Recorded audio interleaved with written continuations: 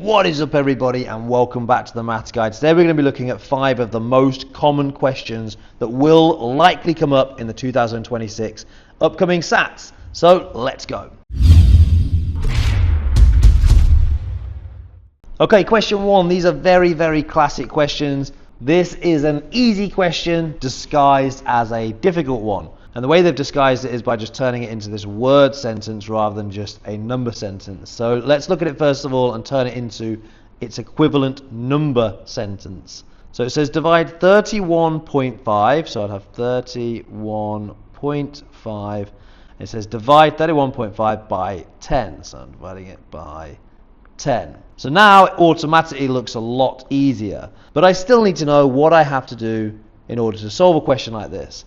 Now I could get my bus stop out, put 31.5 inside, divide it by 10. How many 10s in 3? 0. Carry the 3 across. Not very good 3, but you get the idea. How many 10s in 31? There'll be 3 and then 1 left over. How many 10s in 15? Put back my decimal place.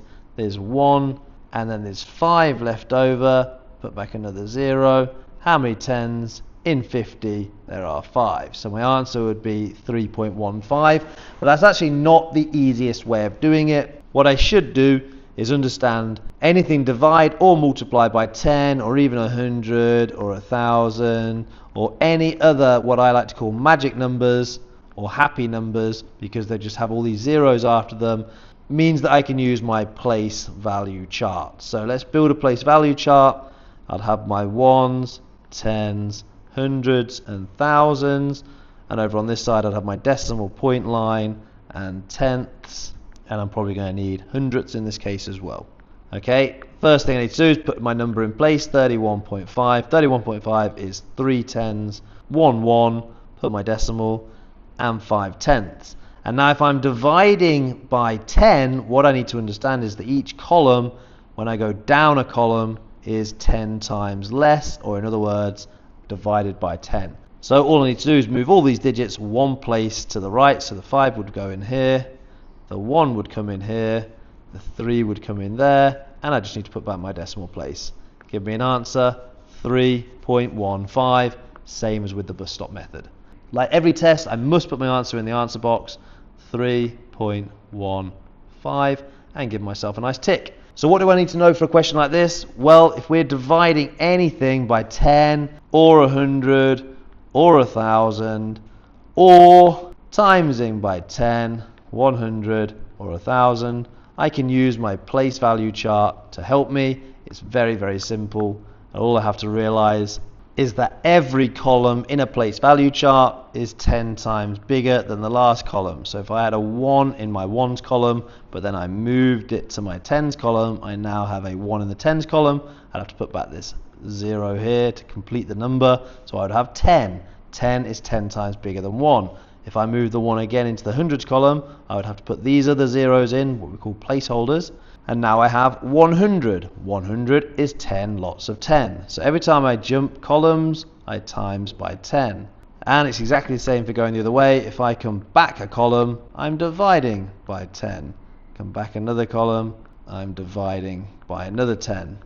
Or what I can do, if my question says something like 5 times 100, I could realize that I now have to jump 2 columns, because to jump 1 column is times 10, but to jump 2 columns is times 100, because 10 times 10 is 100.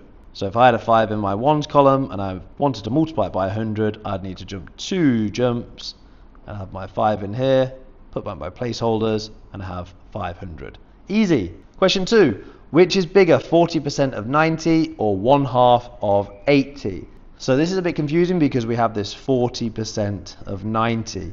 Very common style of question. So I think we can easily work out what 1/2 of 80 is.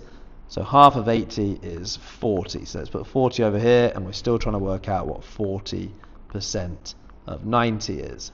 So 40% of 90 versus 40. So let's think about 40% of 90 then, and let's think what we could do to help solve this. So it's 40% of 90. What I really want to try and do is find a nice happy number and then use it to multiply. So what I'm looking for is what is 10% of 90. Now some of you will be able to just work that out on your head and realize that 10% of 90 is 9. But if you can't see that, what we could do is build up a number bar and split it into 10, because 10% would be 1/10 of 100. So I have 1, 2, 3, 4, 5, 6, 7, 8, 9, and 10. So each of these 10%, this will be 10%, this will be 10%, all the way up to 100%, and the full amount equals 90. So to find out what just one of these little sections would be worth, I need to get my 90 and divide it by 10, and that equals 9. So 10% of 90 is 9, but I'm not looking for 10%. What I'm looking for is 40%. So I actually need to count 4 of these blocks. So if this little block is worth 9, this must also be worth 9, 9, and 9. So I can just add those together. 9 plus 9 is 18, another 9, 27, another 9, 36. Or in other words, 9 times 4 gives me 36. So 40% of 90 equals 36. So now I have 36 versus 40. Which one's larger? The 40, and the 40 was half of 80. So very importantly, my answer is not 40, because 40 was not part of the question. The answer is half of 80. So I can put half of 80. That's very important. A lot of people would put 40 because they think that's the answer. But the actual question asks us, which is bigger, 40% of 90 or half of 80? And the answer is half of 80. Question 3, calculate 10 minus 4.35. Again, a very easy question, or at least a very accessible question that's been made to look difficult because of the way they've written it. So let's turn this word sentence into a number sentence. So calculate 10 minus 4.35. So 4.35. Now we need to know a method of working this out, and I think we should use column methods. Let's put 10 and 4.35. But to help us get these in the right columns, I'm going to put this as my 1s, this is my 10s. So where is my 4.35 going to go? Well, 4.35 has 4 1s, but it also now has decimals. So I need to put my decimal point in there, 3 and 5. That's very important, because what a lot of people would do is potentially put everything just under each other. We're going to get totally different answers. I might get 10 and then the 4 here, point there, 3, 5. That's just totally wrong. Okay, we need to understand which numbers should be in which columns. So this 4 has a value of 1s, so it's in the 1s column. Now I have a job to do, because my question's not quite ready. I could put my answer line, my subtraction, but I'm still not quite ready, because this 10 is actually made up of other tenths and hundredths that at the moment we're ignoring. So I'm going to put this 0 in here as a placeholder, put this 0 here as a placeholder, and put this 0 here as a placeholder. This is the difference between getting this question right or wrong, because let's imagine for a second we do not include this 0. What I might want to say is, well, let's start at our smallest value. Let's start solving this. Well, there's nothing here. I can't see anything in that section there, so I must just carry this 5 down, and the answer is 5. Again, that would be incorrect. Let's look what answer I get if I put a placeholder. Now I have to put this placeholder here, and again I'm going to start from my smallest value. Now I'm looking at this 0, and if I have 0, can I take away 5? Well, no. So I now have to look next door, and look.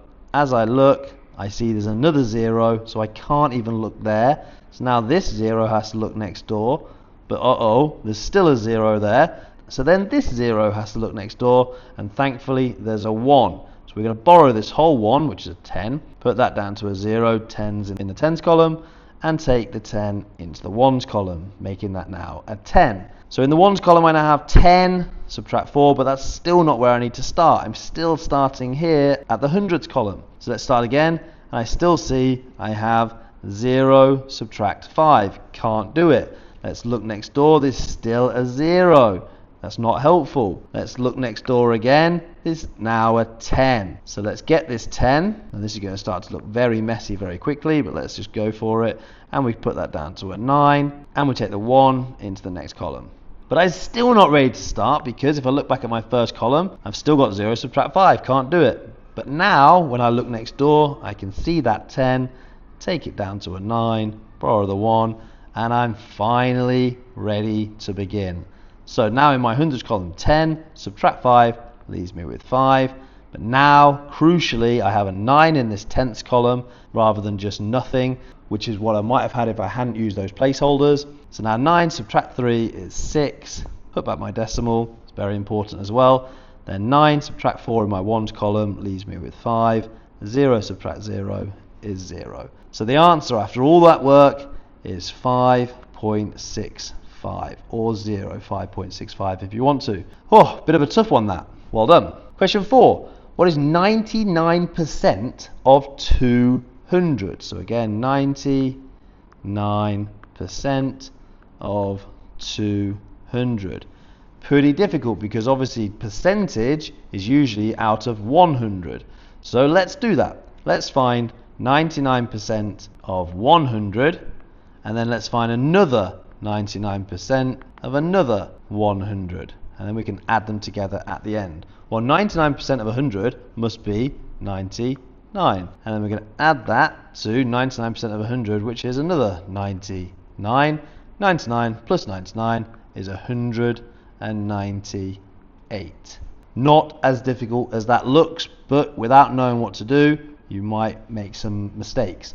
Trick is to always get this number here when it says 99% of 200. Let's always work out a way of getting that down to 100, so that we can easily find the percentage of the 100 and then just add it to another one if we have 200, or if we had 300 we'd add it to another one, or whatever your question says. Pretty simple. Now we have a little bit of algebra. Question 5. When h has a value of 12, calculate 5h minus 2. Now, what this is saying is that this unknown variable h is actually a value of 12. So let's rewrite this question now. So it was 5h minus 2. So let's replace h now with 12. Now what a lot of people would do, because they see the 5h next to each other, they might write 5 and then just straight away 12, and then minus 2, which would give us an answer of 510. Let's put that 510 just over here for a second and see if we get the same answer by doing it the correct way. Because when we have 5h next to each other, what this is saying is we have 5 lots of h, 5 groups of h. I have 5h, 5 lots of h. Or in other words, 5 multiplied by h, subtract 2. This is very important. When we have a number and a letter next to each other without any operational sign in between, sometimes we might have 5 minus h, and obviously that just means 5 minus h. We might have 5 add h, or 5 divided by h.